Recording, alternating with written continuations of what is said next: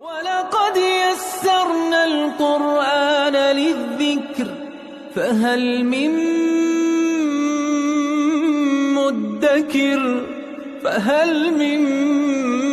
مُّدَّكِرٍ اعوذ باللہ من الشیطان الرجیم بسم اللہ الرحمن الرحیم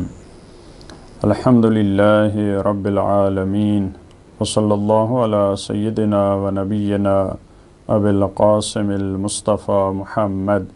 وعلى آلہ الطیبین الطاہرین المعصومین اما بعد اعوذ باللہ من الشیطان الرجیم بسم اللہ الرحمن الرحیم قد نرى تقلب وجهك في السماء فلنولينك قبلة ترضاها فول وجهك شطر المسجد الحرام وحيثما كنتم فولوا وجوهكم شطره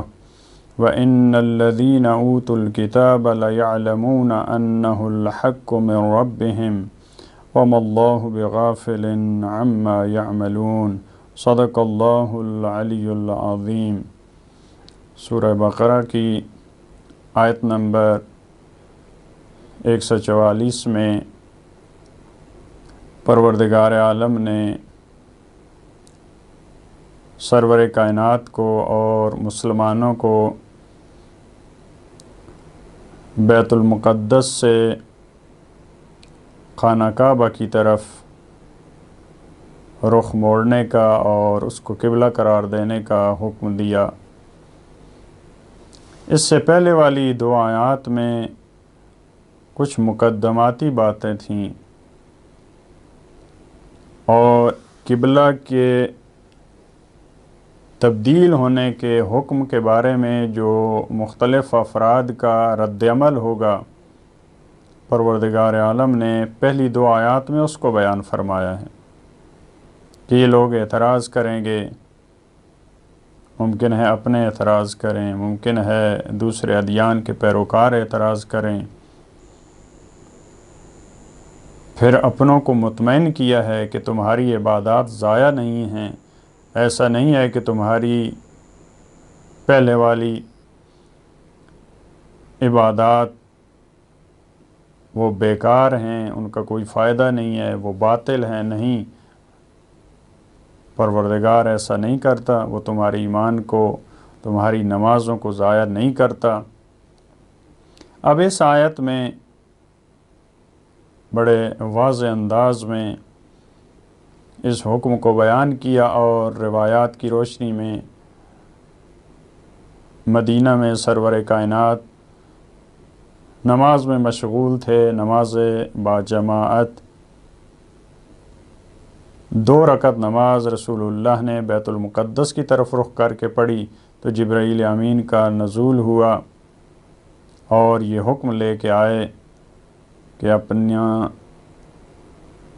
اپنا رخ خانہ کعبہ اور بیت اللہ کی طرف کریں۔ لہذا 2 رکعت نماز رسول اللہ نے جو آخری 2 رکعت تھی وہ خانہ کعبہ کی طرف منہ کر کے نماز پڑھی۔ اسی وجہ سے وہ مسجد آج بھی ذوالقبلتین کے نام سے معروف ہے، 2 قبلوں والی مسجد۔ لہذا اس آیت میں فرمایا قد نرى تقلب وجهك في السماء، اور بالتحقیق ہم دیکھ رہے تھے تقلب وجهك في السماء، تقلب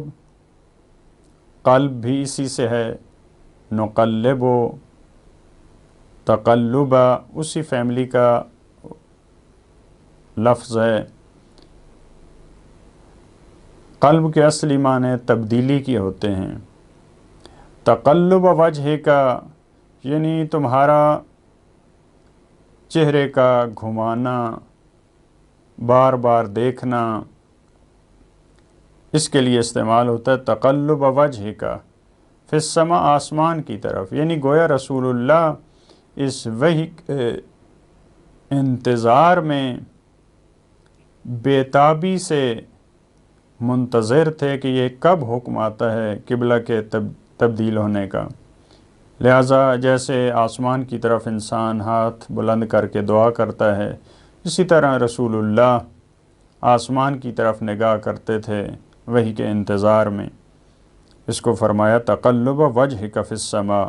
فلنولینک قبلۃ ترضاھا، پس ہم یقیناً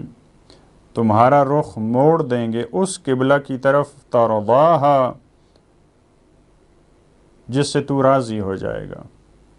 اب دیکھیں یہاں پہ یہ بات سمجھنے کی ہے، ایسا نہیں ہے کہ رسول اللہ بیت المقدس کے قبلہ ہونے پہ ناراض تھے، کیونکہ وہ حکم خدا تھا۔ جب تک حکم خدا ہے یہ سوال ہی پیدا نہیں ہوتا کہ رسول اللہ کے دل میں بھی کوئی پریشانی آئے، کوئی ٹینشن ہو کہ ہمیں کیوں یہ حکم دیا گیا۔ لیکن پریشانی اہل کتاب کے طعنوں کی وجہ سے ہو سکتی ہے کہ وہ طعنے دیتے تھے کہ آپ کا دین جب مستقل ہے، آپ کا نبی مستقل ہے، آپ کا قبلہ کیوں نہیں ہے؟ آپ تو ہمارے قبلہ کی طرف منہ کر کے نماز پڑھتے ہیں۔ ممکن اس سے پریشانی ہو، لیکن رسول اللہ اس سے بھی راضی تھے۔ لیکن یہاں پہ فرمایا کہ ایسا قبلہ جس سے تم خوش ہو جاؤ گے، ان کے طعنوں کی وجہ سے جو تمہاری پریشانی ہے وہ دور ہو جائے گی۔ لہٰذا ایک اور اہم مطلب اس میں، پروردگار عالم ایسے کام کرتا ہے جس سے اس کا رسول راضی ہو۔ پوری کائنات، پوری دنیا، پورے مسلمان، پوری بشریت یہ کام کرتے ہیں کہ اللہ کو راضی کر سکیں۔ دیکھیں یہاں پہ فرمایا ہم اس قبلہ کی طرف تمہارا رخ موڑ دیں گے ترضاھا، اور ایک دوسرے مقام پہ جو فرمایا وَلَسَوْفَ يُعْطِيكَ رَبُّكَ فَتَرْضَىٰ، یعنی یہ رسول اللہ کا مقام ہے، رسول اللہ کی عظمت ہے۔ فَوَلِّ وَجْهَكَ، جو ہی یہ حکم بیان کیا بلا فاصلہ اس کے بعد فَوَلِّ وَجْهَكَ، پس تو اپنے چہرے کو موڑ دے، فَوَلِّ وَجْهَكَ شَطْرَ الْمَسْجِدِ الْحَرَامِ، پس اس کے بعد بلا فاصلہ فرمایا فَوَلِّ وَجْهَكَ، تو پھیر دے اپنے چہرے کو شطر المسجد الحرام، مسجد الحرام کی طرف، اس کی جہت میں۔ شطر حصے کو بھی کہتے ہیں، طرف کو بھی کہتے ہیں۔ شطر المسجد الحرام اس جہت کی طرف جس طرف مسجد الحرام ہے، یعنی یہاں سے علماء اور فقہاء فرماتے ہیں کہ اس جہت میں بھی انسان ہو تو کافی ہے، ضروری نہیں ہے کہ بالکل 100% وہ کعبہ کی طرف، فرض کریں جتنا انسان دور ہوتا جائے تو مشکل ہوتا ہے کعبہ کی طرف